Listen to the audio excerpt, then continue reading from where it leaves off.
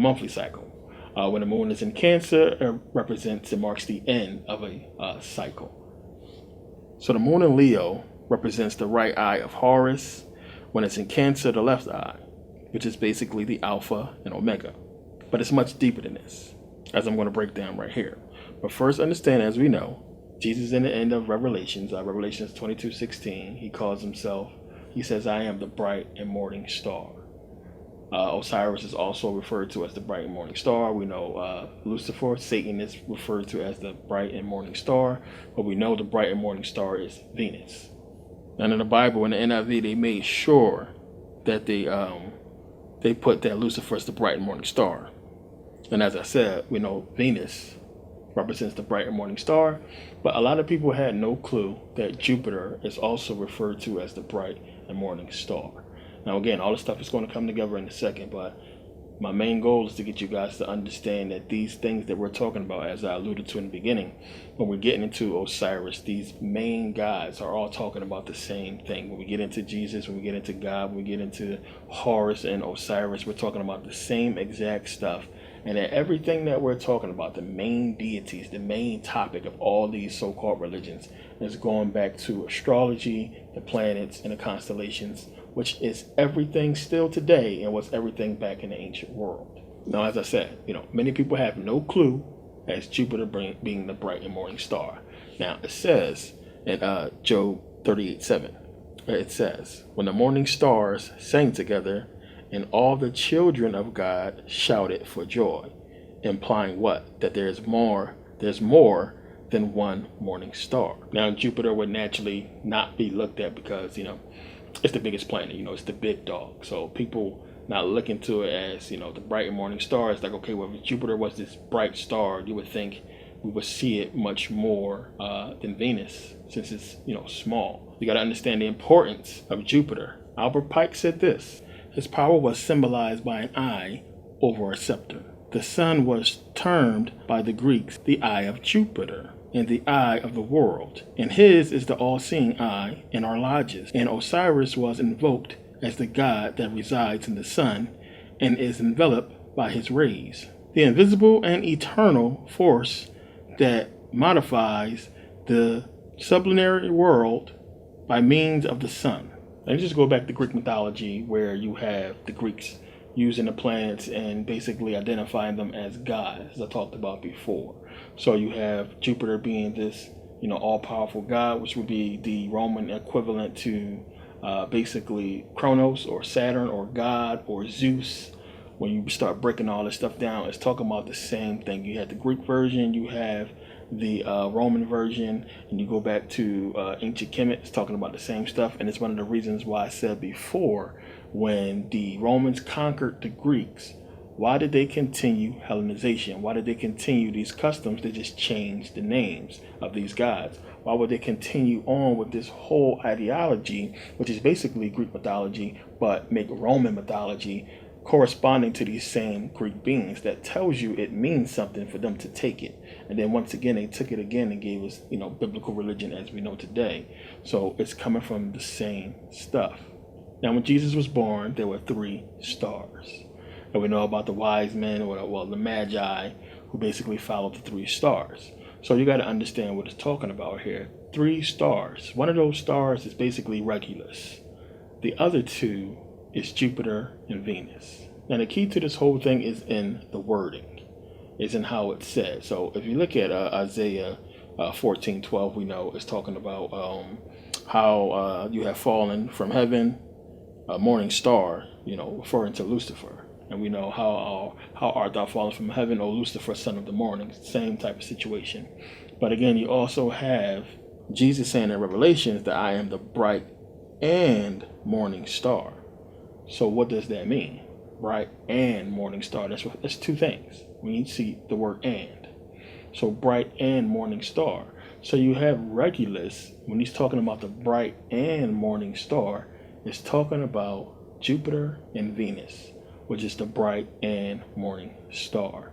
So there's only one thing he could be referring to, of course, as I said, when Jesus was born, the 3 stars. Jesus is talking about his birth. He's giving you an identity, a clue to who he is. So if you're saying he's the bright and morning star, the only way we can go back and figure out what that corresponds to is his birth, which we have a bright and morning star. Now we're talking about in real life here when you put it together. So there's only one time of year that Jesus could have been born, and that's in June. This is why you see so much of the talk about, Christmas is a sham. Jesus wasn't born in Christmas. He had to be born in June. There's no way in the world, in December, you're going to be outside at night, giving birth to a baby. And none of it makes sense to astronomers when you start looking at, the stars and what could it possibly have been talking about with the three stars being in the sky. So the clue again is in the wording, bright and morning star. So you have Jupiter being the brightest planet in the night sky. That's the bright star. You have the morning star, the bright star Jupiter, the morning star being Venus, which is the first star, first light you see. If you're observing in the morning, you're going to see the light of Venus. So the thing is, between June 17th and the 30th, you have, during this time of the year, you have Jupiter and Venus come so close together where it looks like they're touching. It looks like one huge star because they're so close together as far as looking at conjunction. So you have them come so close together and it looks like one bright star. So when he says I'm the bright and morning star, it's referring to Jupiter and Venus. So Venus is Lucifer, the light bringer. Easy to put together. Why? So Jupiter is God. So you have Venus, Lucifer, Jupiter, God. The Romans call Jupiter the father of gods and kings. And we know Lucifer is Venus. Venus is Lucifer. Lucifer is the light bringer. And you can make that connection easily understanding that the first light we would see, or the light bringer we would see, would be Venus in the morning. So Lucifer, son of the morning, which is light of the morning. Lucifer, the light bringer. It's easy to put this stuff together as it's corresponding to planets and constellations and what have you. But the Romans called Jupiter, as I said, the father of gods and kings. So you had Julius Caesar and you had Augustus, who both said that Jupiter was their father and Venus was their mother. So Jupiter, being just this, the biggest planet, was of course going to be put in that same realm as gods and kings. We talk about Saturn a whole lot, but more than Saturn, we see the worship of Saturn all the time, but more than Saturn, Jupiter is worshipped more in secret. Jupiter is the main god, it's the big god. But you have Julius Caesar being born in July, and during that month, it's when you have to the east of Jupiter this alignment with Venus, which is one of the reasons why he said what he said about being father and mother. But Julius Caesar was also the high priest of Jupiter Ammon, or Zeus Ammon. As I showed you guys when I went to the Cairo Museum, I showed you the head of Zeus Ammon. It's the same as Jupiter Ammon, and we know this stuff exists. It was in the Greco-Roman section in the Cairo Museum, and this stuff is there. I mean, like I said, they don't hide this stuff. All the stuff is there, showing you exactly what all this stuff corresponds back to. It's representing when you understand duality, plain and simple, masculine and feminine energies. So the thing with Jupiter is both male and female, while Venus is female. We've seen Jupiter as, strong male, but Jupiter has also been represented by women. Isis, Ishtar, Tammuz, all representing Jupiter, as well as Jupiter being this strong, dominant, masculine force. These three are all the same by different names. It's giving you androgyny. It's giving you the masculine and feminine energies, the yin and yang that make up us. But also all going back and referring to the sun, the moon, so on and so forth. This is all the same stuff in different aspects. As I said, Lucifer has many different aspects. Satan has many different aspects. So does God, so does Jesus, so does Osiris. And all these beings are all going to be corresponding and going back to each other, giving you different understandings and different aspects of what they represent. Basically, during different times of the year. It's that simple. During different transitions through the zodiac. Still corresponding with the sun, still corresponding with us, being the sun in our same masculine and feminine transitions that we have when we are basically going through the cycle of the zodiac. The zodiac represents all of us. And all of us understanding that in different incarnations, you went through the zodiac. So you had to go through the whole cycle. Think about the sun going through the whole cycle of the zodiac, and then your energy, your soul or spirit experiencing different energies during different times at different periods when the sun is in different constellations of the zodiac. And then you come full circle and you have all these experiences, which goes back to the 9. As I said, we are the 9, all of us, born in the 1800s, born in the 1900s.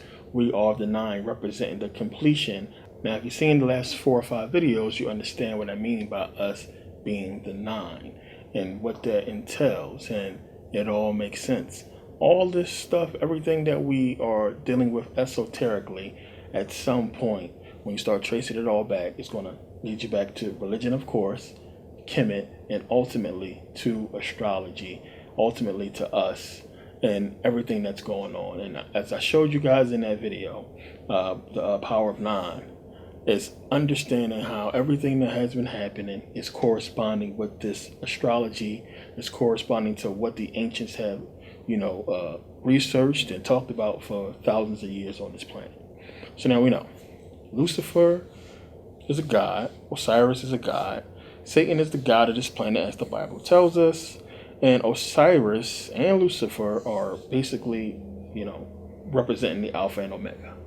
Osiris and Jesus, Alpha and Omega. It's all the same stuff, as I said, when you get into it. So you have to understand, Lucifer, the literal translation, the Greek translation of Lucifer means phosphorus. And that would be the Latin to Greek translation. So H.P. Blavatsky tells you like this. She says, "And now it stands proven that Satan, or the red fiery dragon, the Lord of Phosphorus, and Lucifer, or light bearer, is in us. It is our mind." Think about that. What does that mean? It is in us. It is our mind. And there are many comparisons between Satan, Lucifer, and phosphorus. If you look, you're going to see a lot on what that all entails. But phosphorus is a key element that's essential in all life forms, plain and simple. Without phosphorus, we wouldn't be able to basically exist energetically under the sun.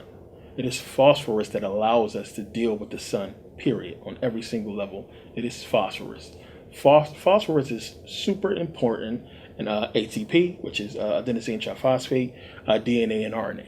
It's in our DNA, it's in our RNA. It's ADP, which is going to be transferring the energy and putting it where you need the energy at. Super important. It's phosphorus, and when phosphorus is mixed chemically with oxygen, you get phosphate. So you have phosphorus and you have phosphate. These are two essential, important elements in the building blocks of life, plain and simple. So you have the Alpha and Omega, the beginning and end, corresponding with Osiris, Jesus, Satan, God, whoever you want to put it with. So now you have phosphorus exists in soil, it exists in rocks. Phosphate is an electrically charged particle. Now those particles act as organic or inorganic fertilizers in soil and, basically coming from the rocks. Phosphate fertilizers are basically super vital to agriculture. And when you look at this phosphorus and phosphate cycle, you can see that, they are everything, because phosphorus and phosphate allows us, as I said, to organically deal with light and as our energetic self. We couldn't exist without phosphorus. So as I said, it's essential to agriculture, and we can see clear as day who is the god of agriculture. Osiris. Who is the god of fertility? Osiris. Of growth. We're talking about this phosphorus going into the soil and allowing things to grow, and it's representing the rebirth, just like Osiris. When you look at the depictions, you can see clear as day what it's talking about. But there's more to this, of course.